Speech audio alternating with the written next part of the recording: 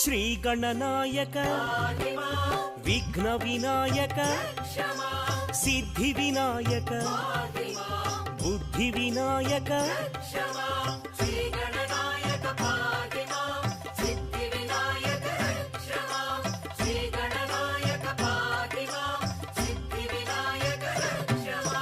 మూషిక వాహన మోదక హస్త పార్వతి తనయ పాప విమోచన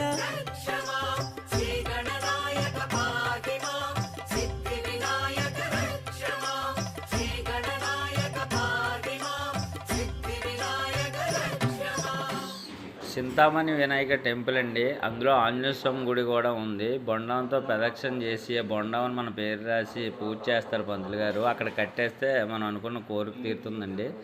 అందుకనే మారిడిపూడి చింతామణి వినాయక టెంపుల్కి అయితే వెళ్ళడం జరిగింది.